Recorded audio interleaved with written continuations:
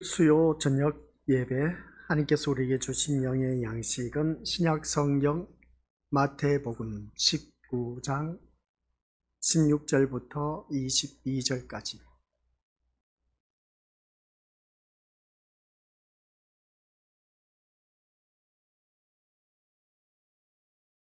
우리 한 목소리로 19장 16절부터 22절까지 합독하도록 하겠습니다. 어떤 사람이 주께 와서 이르되 선생님이여 내가 무슨 선한 일을 하여야 영생을 얻으리이까? 예수께서 이르시되 어찌하여 선한 일을 내게 묻느냐?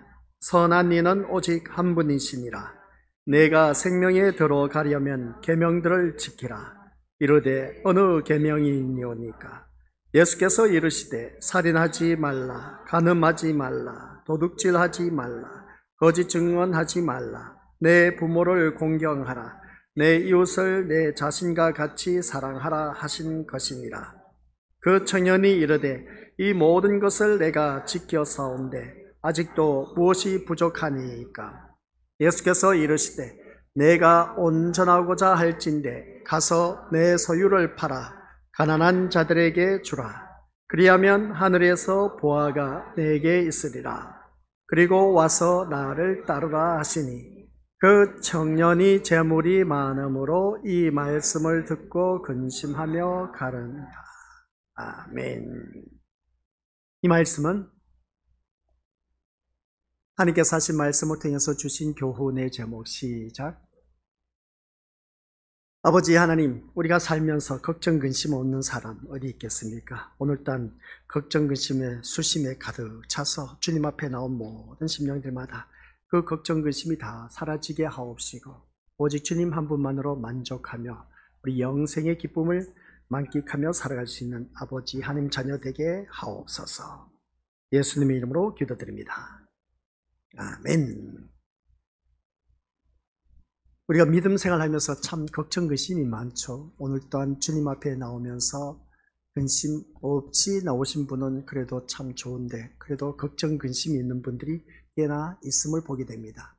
그래서 그 걱정 근심을 오늘 이 예배 시간을 통해서 우리 권속들 자기 한번 점검을 해보시고 내가 걱정 근심하는 것이 세상 것 때문에 걱정 근심하고 있는 것인가, 아니면 하나님 나라의 것을 위해서 걱정 근심하고 있는 것인가. 대부분 바라보면 이 세상 걱정 근심, 사는 삶에 있어서 걱정 근심을 하는 경우가 참 많이 있음을 보게 됩니다. 그러나 오늘 이 시간 우리 믿음의 것들, 아직도 내가 세상 걱정 근심으로 얽매여서 산다면 그만큼 내가 세상 찌든 때에 벗겨지지 못하였다. 아직도 세상에 많이 치우쳐져 있다. 아직도 내가 인본주의 신앙생활을 하고 있다라고 본인 스스로가 점검하시면 됩니다. 그러나 내가 하나님 일을 위해서 내가 어떻게 하면 더 열심을 내고 더 열심을 내서 하나님 기쁘시게 할 수 있을까?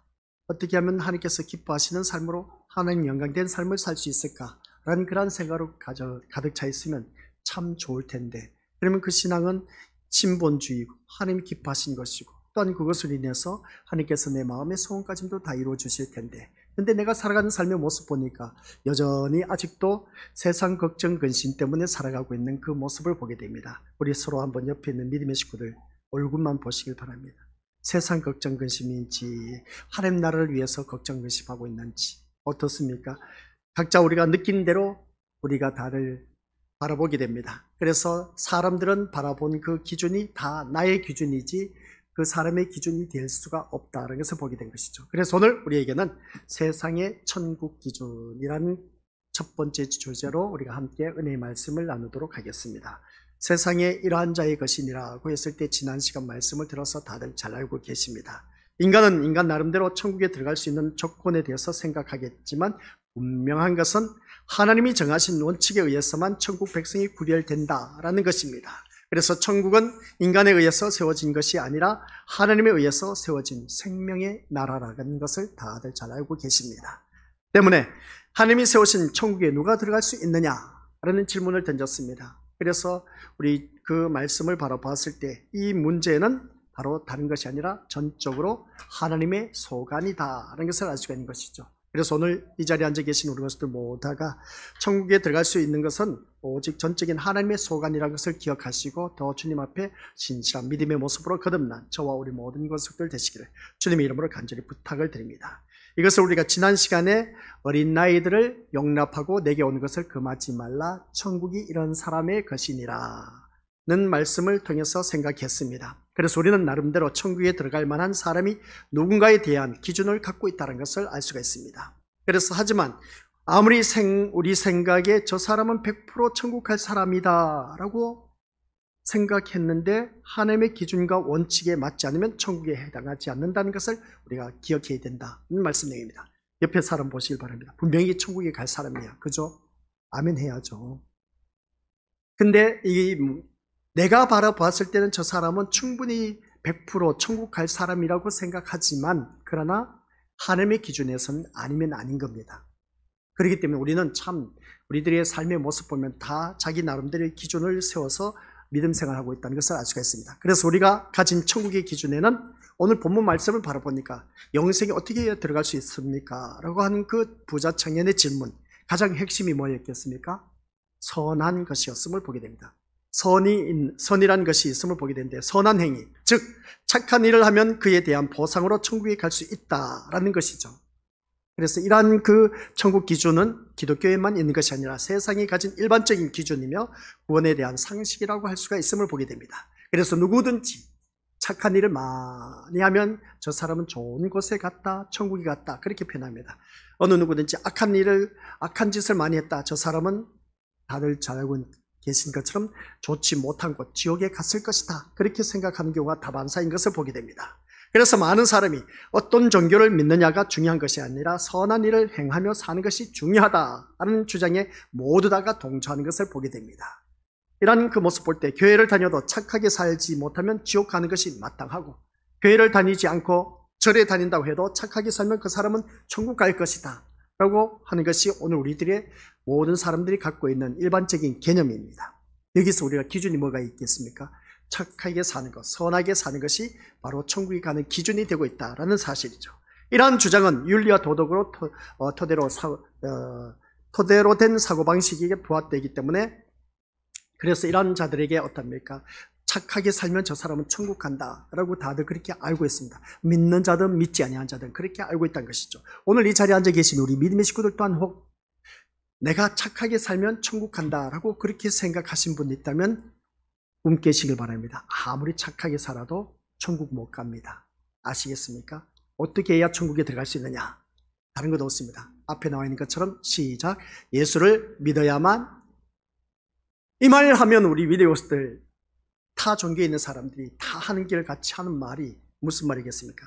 기독교의 독선이다 라고 하면서 반발하는 경우가 참 많이 있음을 보게 됩니다. 근데 어쩔 수 없습니다. 아무리 기독교의 독선이라 할지라도 예수를 믿어야 천국 갈 수가 있다는 사실, 이것을 우리가 놓쳐서는 안 된 겁니다.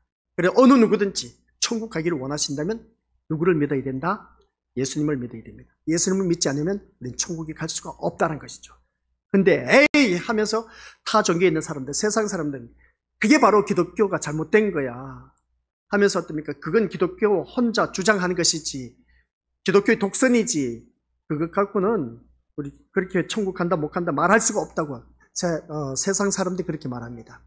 그건 기독교 교회만의 이기적인 그런 행태라고 그렇게 외치는 그런 자들이 참 많이 있음을 보게 됩니다. 그러함에도 불구하고 예수님을 믿어야 천국 간다라는 것을 말해 줄 수 있는 저와 우리 건석들 되시길 주님의 이름으로 간절히 부탁을 드립니다. 예수님 믿으셔야 천국 갈 수가 있습니다. 시작.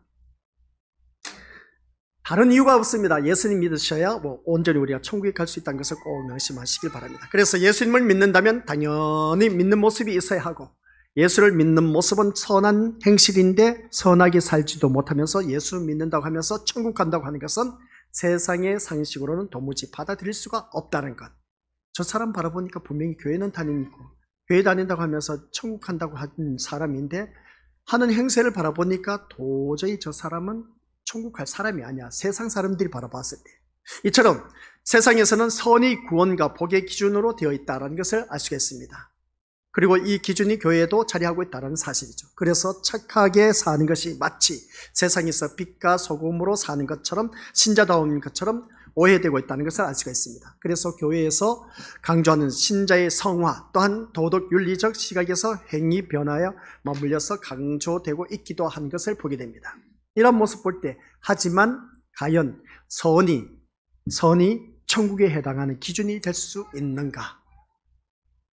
선이 뭐라고요? 천국에 해당하는 기준이 될 수 있는가? 우리 믿음의 식구도 어떻게 생각하십니까? 천국에 들어가려면 선이 기준이 될 수가 있을까 없을까?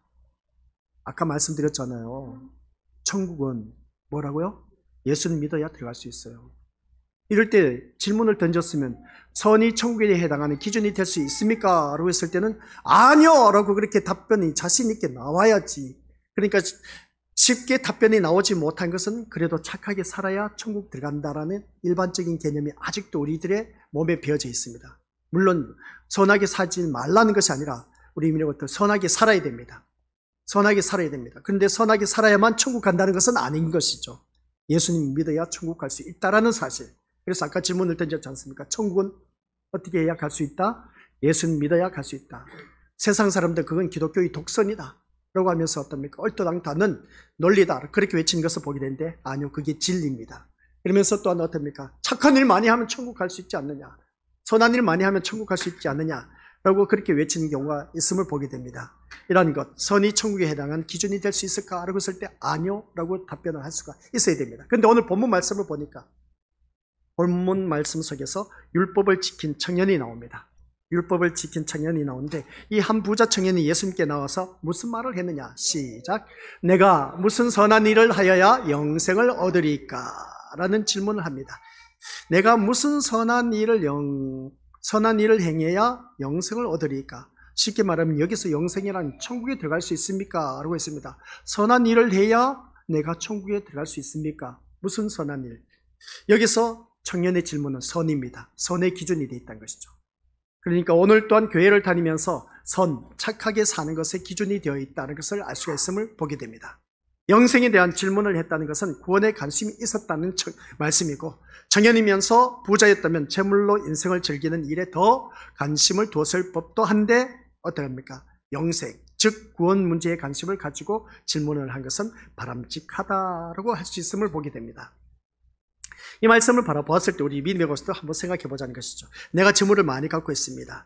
그러면 재물을 많이 갖고 있다면 재물에 대해서 더 많은 관심을 가질 수도 있었을 텐데 이 청년이 예수님께 나와서 어떻게 해야 영생에 이를 수 있습니까? 라고 하면서 구원 문제에 관심을 갖고 있었다는 것은 아주 획기적인 일입니다. 그러니까 이 부자 청년에게는 어떻습니까? 이 재물로 살아서 영생에 이룰 수 있을까 없을까 참 고민을 많이 했다는 것이죠. 관심도 있었다는 겁니다. 근데 돈 많은 사람들 바라보면 영생에 대해서, 구원에 대해서는 신경을 안 씁니다. 지금이 다라는 것이죠. 이 세상이 다라는 것입니다. 근데 이 청년은 기특하게도 영생에 관한 문제를 갖고 있습니다. 분명히 이렇게 살다가 죽고 나면은 영생에 이르게 될 텐데 그 영생이 지옥이냐 천국이냐 참 중요한 기로의 선상에 서 있음을 보게 됩니다. 근데 이 청년을 바라보니까 이 질문을 던졌다는 것은 진짜 기특한 겁니다. 놀랄 일인 겁니다. 하지만 그의 질문에는 영생에 대한 오해와 함께 인간적 사고가 고스란히 담겨져 있음을 알 수가 있습니다. 그것은 영생을 선한 일을 실천함으로 얻어진다고 생각하는 이 부자 청년의 기준이었습니다.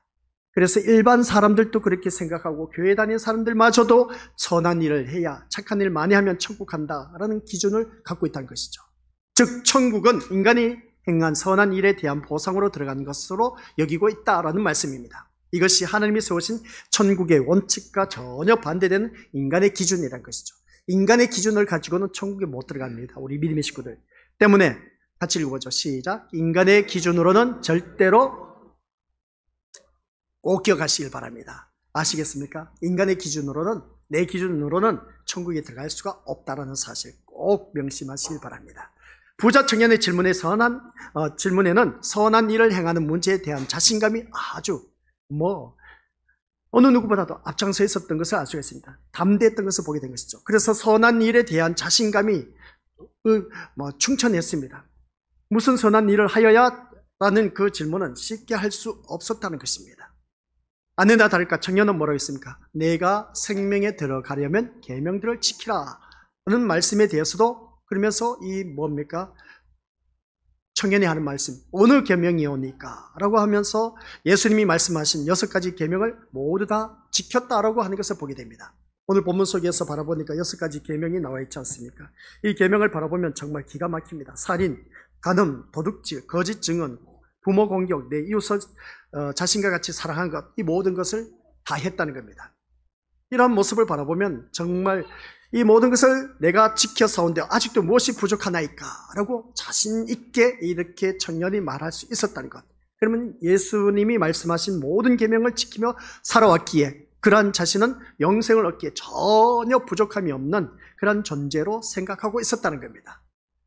주님 말씀한 것 저 이거 다 지켰답니다. 우리 미디어스들 이거 다 지켰습니까? 근데 부자 청년은 부자면서도 주님이 말씀하신 이 6가지의 계명을 다 지켰다는 겁니다. 야, 얼마나 대단합니까? 그만큼 영생에 대한 관심도 있었고 확신도 있었다는 것을 보게 됩니다. 사실 이 율법을 실천을 경건으로 신앙으로 여기는 유대인의 그 시각에서 본다면 계명을 잘 지킨 청년은 부족함이 없는 그런 아주 경건한 자로 인정받을 수밖에 없습니다. 근데 우리 믿음의 것들 여기서 율법 이야기가 나오는데 율법으로도 천국 못 갑니다. 우리 믿음의 식구들 꼭 기억하시길 바랍니다. 천국은 어떻게 갈 수 있다? 예수님을 믿어야 천국 갈 수 있습니다. 그러면 선한 것이 천국의 기준이 될 수 있다 없다? 될 수가 없습니다. 그렇다면 계명을 제대로 지켰다 해서 우리 믿음의 것들 계명 지켰다 해서 천국 갈 수 있다 없다? 없습니다. 오직 예수님을 믿어야 됩니다. 예수님을 믿으면 누구든지 계명을 지킬 수밖에 없고 선한 일을 할 수밖에 없습니다. 그걸 아셔야 되는 것이죠. 그래서 이것은 지금 한국교회 시각에서도 다르지 않을 것을 바라보게 되는데 예수님의 은혜를 말하면서도 여전히 율법적 시각에서 주일 성수와 11조 또한 실천적 신앙을 강조하는 교회가 원하는 신앙이 바로 부자 청년과 같은 그런 사람이기 때문이다. 이런 것을 알 수가 있습니다. 그래서 청년이 내 이웃을 내 자신과 같이 사랑하라 하신 것이니라 는 계명에 대해서도 지켰다고 하는 것을 보면 이웃을 도우며 좋은 일을 많이 했다는 것을 알 수가 있습니다. 이것을 자신 있게 말을 했지 않습니까? 나 이거 내 이웃을 내 몸과 같이 사랑하는 것을 나는 실천했다는 겁니다. 부자이면서도 했다는 것이죠. 오늘날 부자는 어떻습니까? 자기밖에 모르는 그런 세상에 살고 있는데 그러나 이 부자 청년은 그게 아니었습니다. 자기가 그 모든 것을 지켰다는 겁니다. 얼마나 완벽한 삶을 살았습니까? 그러면 누구든지 영생에 들어갈 수 있는 천국 기준이 되었다는 겁니다. 그런데 여기서 6가지 계명을 지켰다고 해서 그래 너 천국에 들어간다, 영생에 이른다, 우리 예수님 말씀하지 않으셨습니다. 계명을 지켜서도 천국에 갈 수가 있다 없다? 못 들어간다는 말씀이죠. 네, 다 지켰다는 겁니다. 근데 예수님은 너 그래 영생에 이르렀다고 말하지를 않았습니다. 그러니까 무슨 말입니까? 착한 일을 해도 못 들어갑니다. 계명을 지켰다 해도 못 들어갑니다. 인간의 기준으로 인해서 우리 천국도 못 들어갑니다.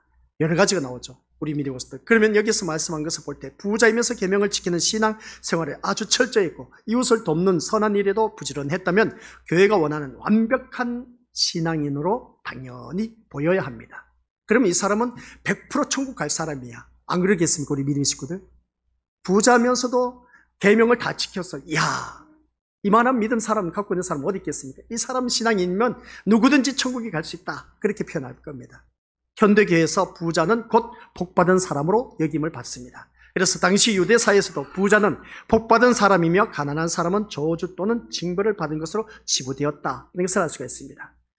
따라서 부자 청년은 유대사에서는 복받은 사람이며 어려서부터 율법을 지킴으로 말미암아 신앙적인 면에서도 경건한 말 그대로 완벽한 조건을 갖추었다는 것을 보게 됩니다. 그러면 여기에서 보면 그래 잘했어. 너는 영생에 이를 수 있어. 주님이 이렇게 말씀했으면 얼마나 좋았을까? 그게 아니었습니다. 우리 믿음들. 그래서 우리 예수님께서 청년의 그 근심을 사게 된 것이죠. 예수님 말 한마디에 이 청년은 자신을 둘러싼 완벽한 조건 안에서 보지 못한 것에 있는데 그것이 곧 자신의 부족함이었습니다. 자신의 부족함이 뭐였을까? 아니 계명도 지켰어. 그러면 부자였겠다가 아쉬운 것이 뭐가 있겠습니까? 그래서 이 부자 청년은 진짜 이 모든 것을 다 지켰는데 영생은 뭐 따놓은 당사자다 그렇게 생각했음을 보게 됩니다. 안전보장이다 그렇게 말을 해도 과언이 아니었을 겁니다. 모든 사람이 바라봤을 때 이 사람은 정말 100% 천국 백성 영생에 이룰 수 있었을 것이야 라고 말할 수 있었음을 보게 됩니다. 근데 부자 청년은 뭔가 모르게 이걸 내가 다 했어도 자신에게는 뭔가 부족함이 있었던 겁니다. 그러다 보니까 예수님께 이 질문을 던졌던 것이죠. 그러니까 자신의 부족함을 알아야 되는데 그 부족함이 무엇이었을까? 그리고 예수님은 이 청년의 부족함을 뭐라고 했습니까? 21절 시작. 내가 온전하고자 할진대 가서 내 소유를 팔아 가난한 자들에게 주라. 그리하면 하늘에서 보화가 내게 있으리라. 그리고 와서 나를 따르라. 이 말씀을 드러내십니다. 그랬더니 예수님이 이 말씀을 하시니까 부자 청년은 솔직히 말해서 이 말씀을 듣고 근심하기 시작했습니다. 근심한 것을 볼 때 여기서 부자 청년이 근심한 것이 뭐였겠습니까? 우리 미리 보셨들? 부자가 근심한 게 뭐였겠습니까? 여기서 말씀한 거. 이 구절에서 찾아낸다면 소유를 팔아 가난한 자들에게 주라 하니까 이게 그 얘기는 근심이었죠. 그렇죠? 그렇습니까? 안 그렇습니까? 네. 그죠? 그런 모습을 보게 됩니다. 바로 이거라는 것입니다. 우리가 살아가는 모든 삶 속에서 우리 믿음의 것들 21절 속에서 소유를 팔아 가난한 자들에게 주라. 그리하면 하늘에서 보화가 내게 있으리라. 그리고 나를 따르라 했을 때 이 부자 청년의 근심은 소유를 팔아야 돼. 내가 지금까지 모아둔 이 재물 이거 어떻게 내가 팔아서 가난한 자들 도와줄 수가 있을까? 이거 엄청난 근심이지 않습니까? 근데 우리가 죽을 때 이것을 가지고 갈 수가 있다 없다? 가지고 갈 수가 없다는 것입니다. 예수님의 말씀은 율법을 지키고 실천함으로써 온전해지고자 한다면 소유를 팔아서 가난한 자들에게 나눠주는 수준까지 나아가야 한다는 그런 말씀입니다. 하지만 예수님의 말씀대로 실천하여서 온전함을 이룰 사람은 없다는 것이죠. 재물이 많은 청년도 결국 예수님의 말씀에 근심하며 예수님에게서 발길을 돌리게 되었습니다. 근심하며 갔다라고 하는 것을 보게 됩니다. 이 말씀 속에서 우리 믿음의 것들 다시 한번 21절 비춰주시길 바랍니다.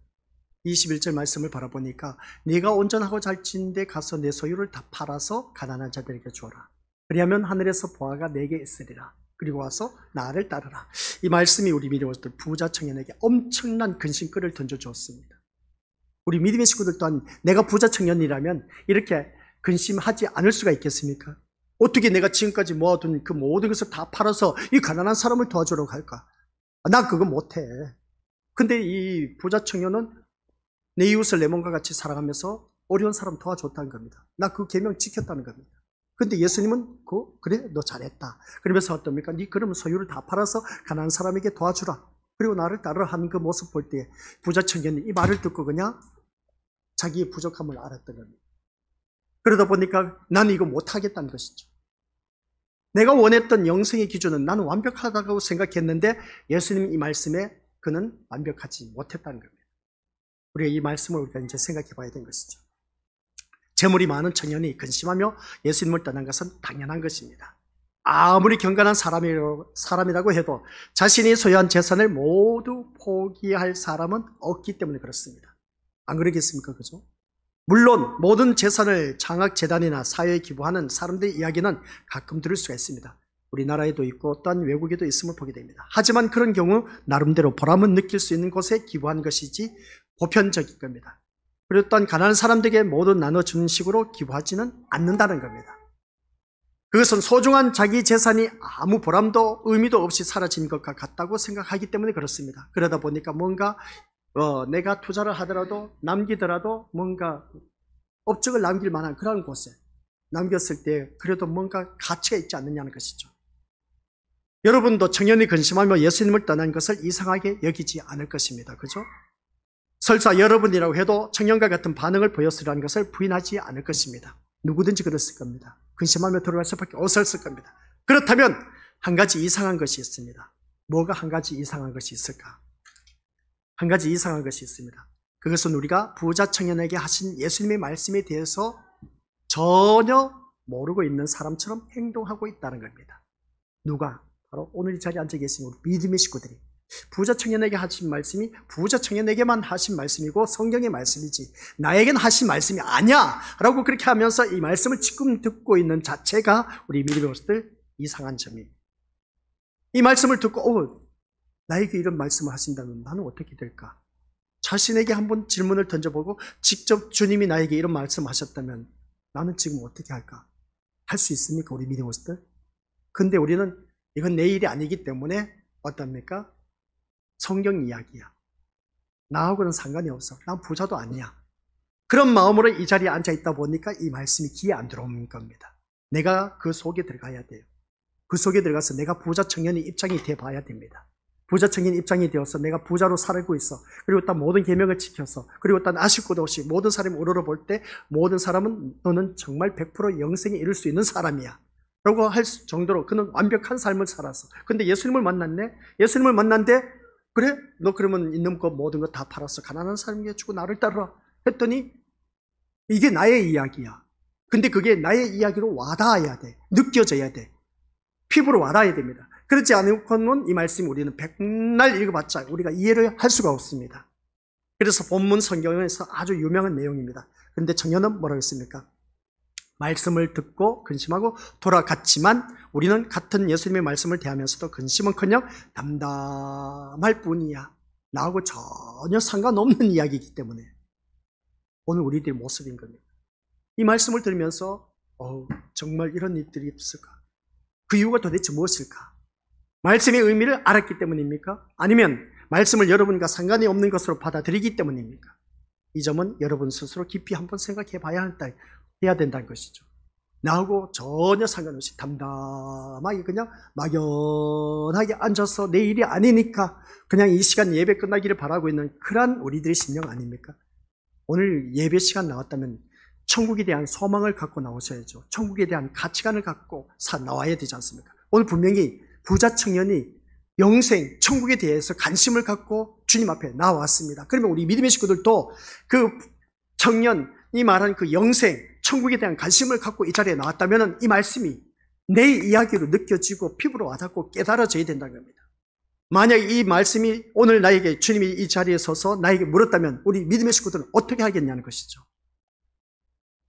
여전히 근심하면서 돌아가겠습니까? 이 말씀을 듣고 나서 이제 집으로 들어가는 데 있어서 여전히 걱정 근심하면서 집으로 돌아가겠습니까? 그런 어리석은 짓은 하지 말자는 것이죠. 그래서 여기서 보면 그러면 여기서 청년이 예수님에게 떠난 이유는 도대체 무엇일까? 여기서 말씀 바라보니까 우리 믿음의 모습 22절 그 청년이 재물이 많음으로 이 말씀을 듣고 근심하며 가니라. 근심하며 가니라. 근심하며 갔다는 겁니다. 이 말씀 우리 것들 청년이 예수님에게 떠난 이유는 재물에 대한 욕심이냐는 것이죠. 그 청년이 재물이 많음으로 이 말씀을 듣고 근심하여 가니라. 말씀만 생각한다면 재물에 대한 욕심처럼 보일 수밖에 없습니다. 그죠? 하지만 재물에 대한 욕심은 모든 사람에게 있는데 이 욕심은 어떤 방식으로든 해결할 수가 없습니다. 누구든지 재물에 대한 욕심은 다 갖고 있습니다. 누구든지 이 청년처럼 걱정, 근심할 수밖에 없습니다. 지금 우리 믿음의 것들 있는 재산 다 나에게 바치라 하면 바칠 수 있겠습니까? 이단들은 할 수가 있어요. 그래서 오늘 제가 영상을 하나 봤는데 그 한 교회에서 그 모든 것을 집문서 팔아서 파는 이제 전세로 들어가고 이제 교회 신축하는데 집문서 팔아서 어떻습니까? 전세방으로 들어가고 그리고 또 어떻습니까? 자기 모든 통장 다 털어서 교회 건축한다 해서 다 바쳤습니다. 그리고 또 이것저것 해서 나의 모든 것 또한 다 바치고 해서 교회 증축한데 헌금을 했다는 겁니다. 그 헌금을 한 그 모습을 보면 우리 믿음의 모습들 내 할 도리는 했다 하면서 어떻습니까? 참 뭔가 모르게 뿌듯함을 느끼지 않습니까? 그런 그 모습을 통해서 우리 믿음의 모습들 오늘 나의 모습을 한번 보자는 것이죠. 이 청년이 재물이 많음으로 이 말씀을 듣고 근심하여 갔다라고 했을 때에 과연 재물에 욕심이 없을까? 드려지면서 여러분 오늘 우리 교회 신축하는 데 있어서 증축하는 데 있어서 이렇게 헌금하신 분들은 이렇게 해서 어떻습니까? 전세로 들어가서 그 나중에 그 사람을 바라보니까 엄청난 부자가 되었습니다. 미국의 록펠러나 어떻습니까? 이 모든 것에 있어서 그 11조를 정확하게 드림으로 인해서 엄청난 거부가 되었습니다. 그리고 카네기를 바라봤을 때 그는 11조를 두는 사원들만 따로 남겨두어서 그는 엄청난 부자가 되었습니다. 하면서 이런 이야기를 하다 보니까 모두 다가 우리 믿음의 식구들 또한 이러한 신앙으로 거듭나야 되지 않습니까? 했더니 이 사람 저 사람 할 것 없이 이 성도 저 성도 할 것 없이 다 교회 증축한 데 신축한 데 어떤가 헌금을 합니다. 그런 모습을 바라봤을 때 우리 믿음의 모습들 그것으로 인해서 우리는 천국 갈 수 있다 없다? 앞에서 목사님 그렇게 말하는데 교회 하나님 성전을 위해서 지는다고 하니까 나도 한 일을 했다는 겁니다. 그러면 그것으로 인해서 나도 어떤 누구든지 천국 갈 수 있지 않습니까? 그죠? 누구든지 그렇게 생각할 수가 있고, 거기에서 이제 우리가 생각할 것이 있습니다. 이런저런 이야기를 들다 보니까 그 사람 그렇게 했다더라. 그럼 우리도 이렇게 하면 하나님께서 우리에게도 복 주시겠지? 하면서 우리 그 사심을 갖고 재물, 그러니까 재물에 관심을 갖고 드리지 않는 사람은 누가 있겠냐는 것이죠. 내 집문서 다 팔아서 어떻습니까? 이제 전세로 내가 들어가고 그것으로 인해서 이제 드려짐으로 인해서 유명한 사람들 이렇게 부자가 됐습니다. 여러분들도 그렇게 해야 되지 않습니까? 했을 때에 그 밑바탕에 앞에서 외치는 목회자의 말은 뭐겠습니까? 여러분도 이렇게 하면 무지 복을 받습니다 라는 재물에 대한 초점을 맞추고 있지 않습니까? 왜 재물에 대한 초점을 맞추고 있냐는 것이죠. 하나님의 성전을 지으면 하나님이 기뻐하시는 성전에 온전히 거기에 초점을 맞춰야 되는데, 그러면서 어떻습니까? 그 성전을 지음으로 인해서 재물에 모든 사람들이 듣기에 어떻습니까? 이렇게 재물을 바침으로 인해서 이 사람은 이렇게 부자 되었습니다. 저렇게 되어서 사업이 성공해서 대박 쳤습니다 하면서 그렇게 말한 모든 초점이 뭐겠습니까? 너희들도 이렇게 바치면 너희들도 대박 친다 라는 그런 설교 아니겠습니까? 세상 물질 축복에 어떻습니까? 초점을 맞추고 있었다는 것을 보게 됩니다. 누구든지 재물에 대한 관심은 가질 수밖에 없습니다. 오늘 본문 속에서도 부자 청년 이 재물에 대해서 주님이 건드렸습니다. 그래? 너 이거 다 지켰다고 계명? 여섯 번째 내 이웃을 사랑하라고 했을 때, 내 이웃을 내 몸과 같이 사랑하라고 했을 때, 나 이 계명 지켰습니다 했을 때 자기가 갖고 있는 것으로 인해서 어떻습니까? 도와줬다는 겁니다. 나 이것도 지켰다는 겁니다. 근데 주님이 보시기에는 아직도 미흡했어요. 그러면 네 소유 있는 거 다 팔아서 가난한 사람에게 도와주라고 했습니다. 그랬더니 이 부자 청년은 근심하고 돌아갔다는 것이죠. 그래서 예수님의 말씀에는 인간이 생각하는 선은 진정한 선이 아니다. 아시겠습니까? 예수님이 말씀하시는 그것은 인간이 생각하는 그 선은 진정한 선이다? 아니다? 아니다. 사람이 말하는 선은 선이 아니란 것이죠. 우리가 말하는 선은 선이지만 예수님이 말하는 선은 그게 아니야 라는 그런 말씀입니다. 그래서 같이 읽어보도록 하겠습니다. 인간의 선으로서는 영생을 얻을 수가 있다 없다? 없습니다. 인간의 선으로서는 영생, 천국에 못 들어갑니다. 오직 천국은 누구를? 예수님을 믿어야 들어갈 수 있습니다. 그래서 오늘 말씀 통해서 인간의 손으로는 영생을 얻을 수 없다는 의미가 담겨 있습니다.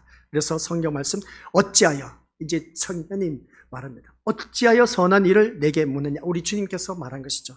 어찌하여 선한 일을 내게 묻느냐? 선한 이는 오직 한 분이십니다.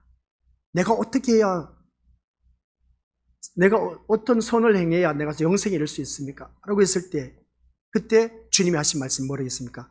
선한 일은 오직 누구밖에 없다? 여기에 답이 있습니다. 여기 답이 있어요. 선한 이는 누구밖에 없다? 오직 예수님밖에 없다. 그래야 내가 천국에 들어가지. 근데도 이 청년이 알았다 몰랐다? 몰랐어요. 등잔 밑이 어두운 것이죠. 등잔 밑이 어두운 거야. 청년이 이것저것 다 했습니다. 어떻게 해야 선한 일을 해야 내가 영생에 들어갈 수 있습니까? 라고 질문을 던진 것이죠. 16절에 내가 무슨 선한 일을 하여야 영생을 얻으리까? 했더니 그래? 예수님께서 하신 말씀이 어찌하여 선한 일을 내게 묻느냐? 선한 이는 오직 한 분뿐이다 라고 말한 것이죠. 그래야 영생에 이룰 수 있다라고 답변을 했습니다. 근데 주님께서 어떻습니까? 그 다음 이제 너는 가서 그러면서 계명을 지켜라 했더니 그 계명을 다 지켰다는 겁니다. 모든 것을 완벽했다는 것이죠. 근데 이 청년을 바라봤을 때 계명을 지켜서도 영생에 이룰 수 없다는 것을 주님이 말씀해 주셨어요. 그 다음 21절에 가서 어떻습니까? 네 소유를 다 팔아서 나를 따르라 했더니 어떻습니까? 청년이 보기 좋게 근심하면서 그냥 돌아가 버렸습니다. 여기에 또 질문이 있습니다. 그래서 성경 말씀 우리 믿음으로서 펼쳐놓고 곰곰이 생각해 보세요. 내가 그 속에 들어가서 뒹굴어 보면은 문제의 답이 나와요. 오늘 여기서 선한 이는 오직 한 분뿐이다 했더니 이 청년이 깨닫지를 못했어. 그랬더니 이제 그랬구나. 말을 해도 알아듣지 못하는 거였구나. 그래서 어떻습니까? 계명을 지켰느냐? 그랬더니 계명을 지켰대. 그래 잘했어. 근데 계명을 지켰다는 본인의 답변 속에 이웃을 내 몸과 같이 사랑했다고 분명히 말을 했습니다. 근데 예수님은 뭐라겠습니까? 그러면 네 재산 다 팔아서 가난한 사람에게 줘라. 그럼 계명을 제대로 지켰다 못 지켰다? 못 지켰다는 것을 알 수 있다는 것이죠. 그 말을 듣고 이제 이 청년이 집으로 돌아갔습니다. 근심하면서. 우리 호수들. 그래서 성경 말씀을 바라보면 여기서 끝난 것이 아닌 겁니다. 청년은 재물로 인해서 근심하고 떠난 것이 아니라 자신이 선과 인간과 영생에 대해서 오해하고 있었다는 것을 알 수가 있다는 것이죠. 그러니 모든 것을 자기가 생각하고 있던 것이 오해였던 것을 알 수 있음을 보게 된 겁니다. 그래서 영생은, 마지막에 가서 시작, 영생은 새로운 세계로 들어가는 것, 영생은 새로운 세계로 들어가는 것이라고 하는 것을 보게 됩니다. 이 말씀을 여기서 끝낼까요? 계속 들을까요? 우리 미리 볼때 어떻게 하겠습니까? 다 듣도록 하죠, 뭐, 그죠? 끝까지 들어야 그래도 맛이 나지 않습니까? 영생은 새로운 세계로 들어가는 것이라고 했습니다. 청년은 영생을 얻을 수 있는 선한 일에 대해서 질문을 했습니다. 이제 정신청기됩니다. 마지막입니다. 그런데 예수님은 소유를 팔아 가난한 자들에게 주고 그리고 와서 나를 따르라고 하신 것을 알 수 있습니다. 이 말씀은 영생은, 시작, 영생은 무슨 선한 일을 해서 얻는 것이 아니라 영생은 뭐라고요? 예수님을 따르는 겁니다. 예수님을 따르는 것. 근데 청년은 예수님을 따랐습니까? 못 따랐습니까? 못 따랐습니다. 이제 답이 나오기 시작합니다. 이제 기억해 놓으시길 바랍니다. 영생은 어떻게 들어간다? 예수님을 따르는 것입니다. 근데 청년이 예수님을 따랐다 안 따랐다? 22절 말씀 바라보니까 아니요, 안 따랐습니다. 예수님을 따르는 것은 기존에 자신이 살아가던 세계에서 벗어나서 새로운 세계에 들어가는 겁니다. 제자들 예수님을 따랐습니다. 모든 걸 다 버리고 예수님을 따랐지 않습니까? 근데 이 청년은 따랐다 못 따랐다? 가장 핵심 포인트입니다. 따랐다 못 따랐다? 못 따랐습니다. 그런데 오늘 이 자리에 앉아 계신 우리 믿음의 식구들은 따랐습니다. 예수님을 따르고 있습니다. 잘 나오셨습니다. 그 다음 청년이 살아가던 세계는 어떤 것이었습니까? 재물이 많은 것이고 복이 되는, 그리고 세상 부러울 것 없는 부자였습니다. 그리고 복이 되는 세계고 또한 영생은 무엇을 해서 얻는 것으로 알고 있었던 세계였음을 보게 됩니다. 그러니까 분명히 영생은 무엇을 통해서 들어갈 수 있다는 것을 보게 되는데, 그래서 청년은 자신이 살아가던 이 세계에서 벗어날 수가 없었다는 겁니다. 지금 살고 있는 그 세계에서 그가 벗어날 수 있었다 없었다? 없었다는 겁니다. 이게 또 핵심입니다. 자기가 그 세계에 빠져 살다 보니까 이게 어떻게 내가 두고 갈 수 있느냐는 것이죠. 난 도저히 이거 내가 두고 난 예수님 못 따라간다는 겁니다. 그러다 보니까 자기가 지금 살고 있는 그 세계에서 벗어났다 못 벗어났다? 벗어나지 못했다라는 그런 뜻입니다. 그래서 근심하고 돌아가는 것이죠. 근심한 이유가 두 가지입니까? 나왔습니다. 첫 번째 뭐라고요? 예수님을 따르는 것. 그 다음 자기가 살고 있는 그 세계에서 벗어나지 못한 것. 그러다 보니까 그는 근심하면서 갔다는 것이죠. 이것이 오늘날 사람들이 예수님을 찾는 이유와 다를까요? 라고 했을 때 현대 교인들이 예수님을 찾으면서 원하는 것은 자기 세계를 자신이 원하는 것으로 채우는 것입니다. 이게 참 무서운 말인 것이죠. 예수님을 찾으면서 원하는 것은 뭐라고요? 자기 세계를 자신이 원하는 것으로 채우는 것. 예수님을 찾으면서 내가 원하는 것을 채우는 것. 이게 문제라는 겁니다. 오늘 내가 교회를 다니고 왜 교회 다닙니까? 내가 원하는 것을 채우기 위해서 교회 나오신 분들이 다반사라니까요. 내 소원 성취, 내 목적 이루기 위해서 교회 나오신 분들이 한두 번이 아니야. 바로 그 말씀을 하고 있는 것입니다. 우리 믿음들 그게 아닌 겁니다. 오늘 예수님을 찾으면서 자기의 모든 것을 채우기 위해서 이 자리에 나오신 분들이 다반사야. 거의 80-90%야. 80-90%라는 것이죠. 그래서 우리가 성경에서 말씀하는 교회를 다녀야 되고 성경에서 말씀하시는 예수님을 믿어야 되는 겁니다. 근데 자기가 원하는 교회를 만들고 있고 자기가 원하는 그 예수님을 만들고 있는 그 모습을 보게 된 겁니다. 그렇게 해서는 우리가 천국에 갈 수가 없다는 것이죠. 오늘 부자 청년이 바로 그겁니다. 자기 세계에 빠져서 그 세계에서 벗어나지 못하다 보니까, 그래서 말로는 예수님을 찾으면서 어떻습니까? 자기가 만든 그 세계에서 자기 것을 채우기 위해서 교회에 나오고 있다는 그 모습을 보게 됩니다. 오늘 우리들의 모습이 아닌지. 그래서 청년처럼 돈과 경건한 신앙과 천국으로 채워진 완벽한 자기 세계를 꿈꾸는 그 모습. 네, 이 정도면 완벽하다는 겁니다. 모든 사람들이 인정하는 겁니다. 너 같으면 100% 영생에 이룰 수가 있다는 것이죠. 자기만에 빠진 그 천국을 만들고 있다는 겁니다. 그래서 여기서 보면 이러한 사람들에게 뭐라고 했습니까? 소유를 팔아 가난한 사람들에게 주라는 말씀은 자기 세계를 포기하라는 뜻이기 때문에 근심이 될 수밖에 없었다는 겁니다. 이게 바로 세 번째 근심이었습니다. 뭐라고요? 소유를 팔아 가난한 사람들에게 주라는 말씀은 자기 세계를 포기하라. 자기 세계를 포기하라. 자기 세계를 포기해야 하는 것입니다. 자기 세계를 포기하지 못하다 보니까 우리 민족들 근심이 될 수밖에 없다는 겁니다. 소유 못 팔겠다는 겁니다. 이 좋은 세계 내가 어떻게 팔 수 있냐는 것이죠. 아니요, 나 못하겠다는 겁니다.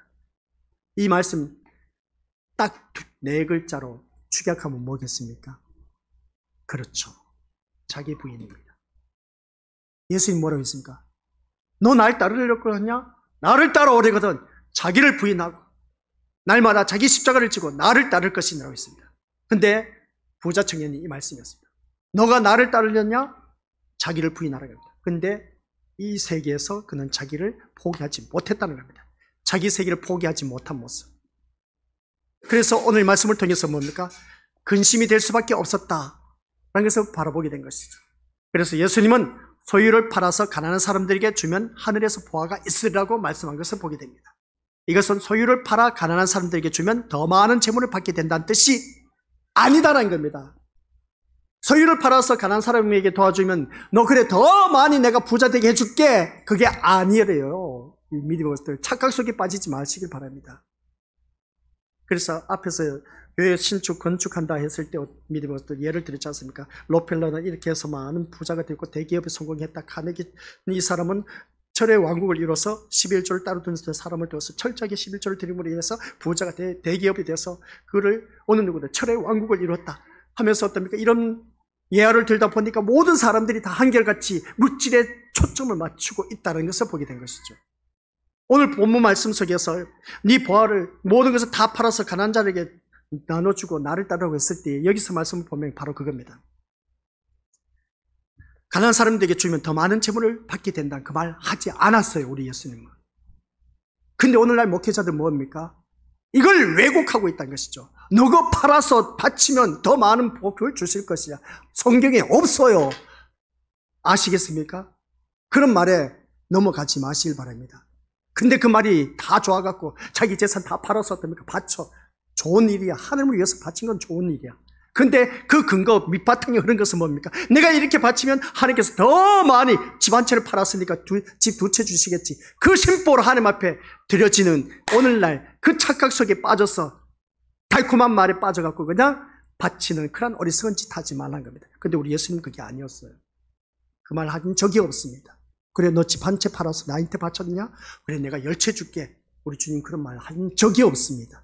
근데 오늘날 목회자들이 그것을 왜곡시켜서 너가 이렇게 바치면 하나님께서 이렇게 축복해 주실 거야. 너 집 2채 줄 거야. 3채 줄 거야. 아나 새빨간 거짓말쟁이들. 하나님 말씀을 가지고 완전 농락해 먹는 완전 성도들을 농락해서 어떻습니까? 돈 걷어내는 아주 교묘한 수법 마귀 사탄의 전략가 수법인 겁니다.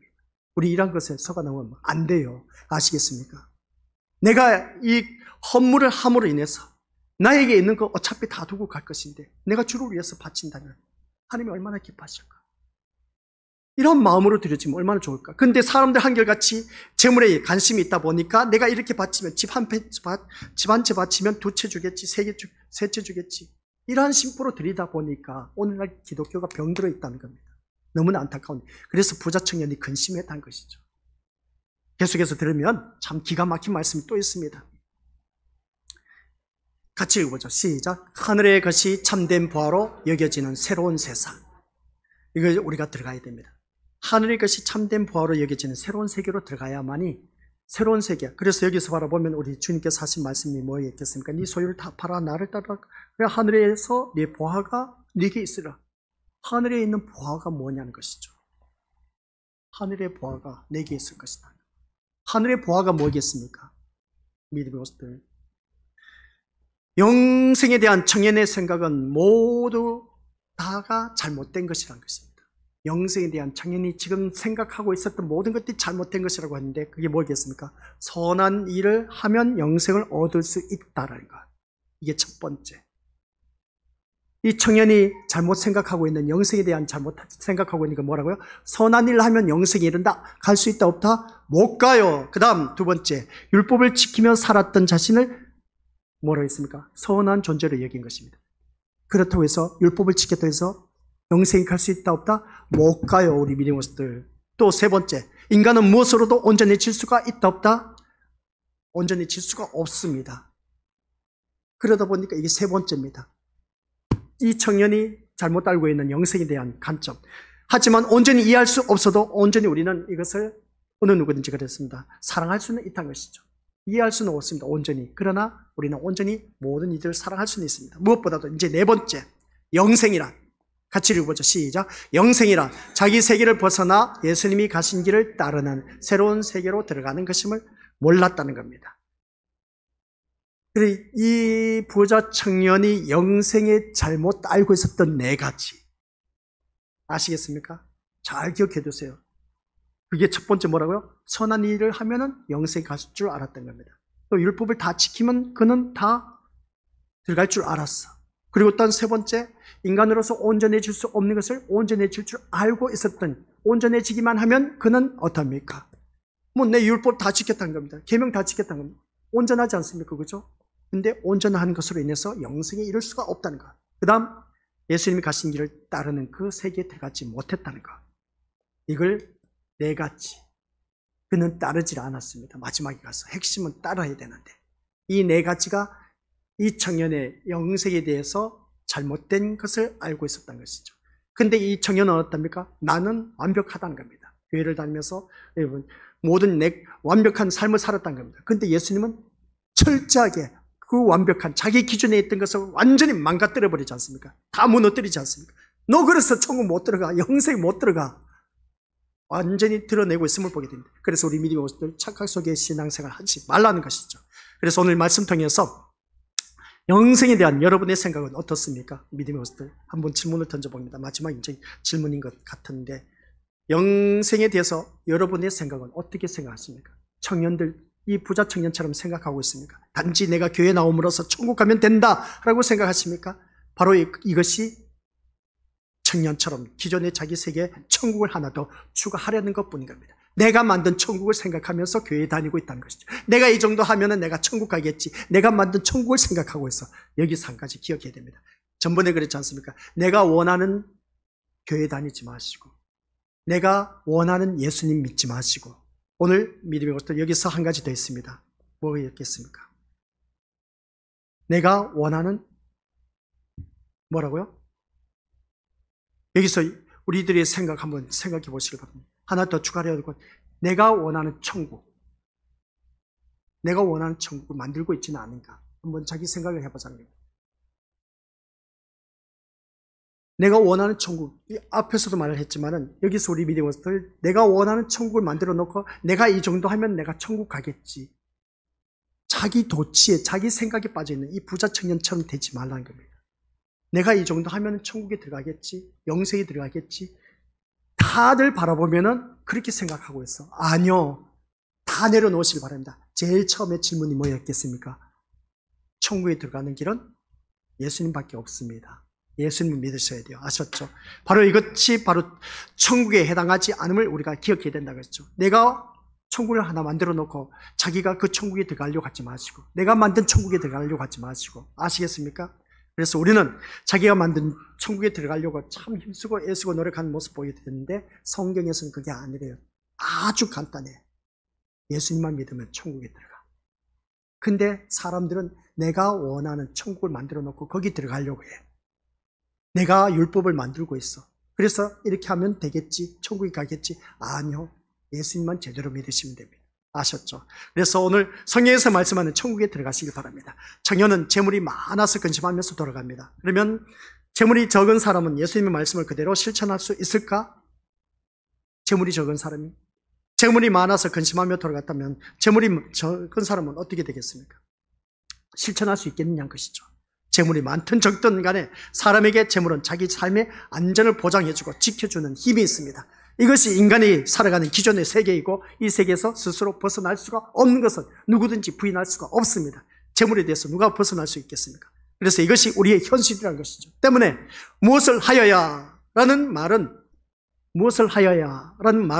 자기 현실을 깨닫지 못한 무지한 자의 질문일 뿐이다 하는 것이었습니다. 무엇을 하여야? 내가 할 수 있는 게 뭐가 있겠습니까? 우리 믿음의 것들 천국 들어가는데 내가 할 수 있는 게 뭐가 있겠습니까? 없어요. 예수님만이 우리가 천국에 들어갈 수 있습니다. 이 말씀을 통해서 우리 미리 부터 기억하시길 바랍니다. 우리가 할 수 있는 일은 예수님밖에 아는 길밖에 없습니다.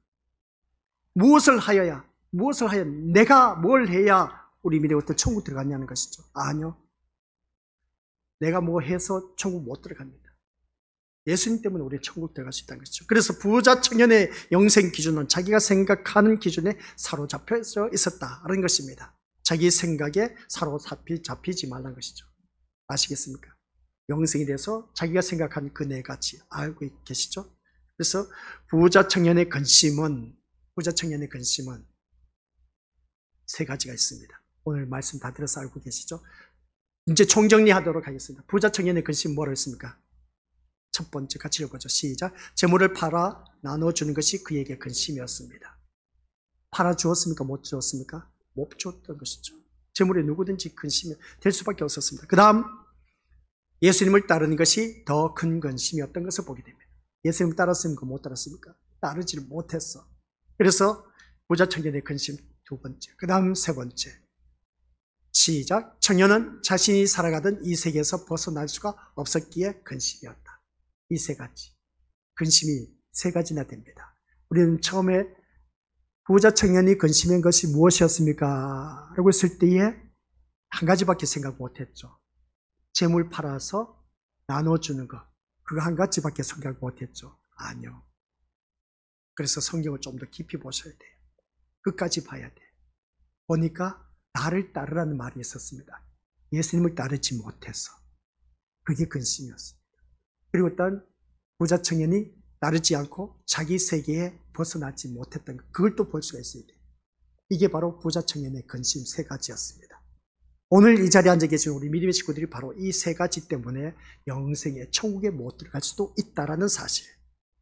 내가 갖고 있는 이 재산 때문에 못 들어갈 수도 있습니다. 아시겠습니까?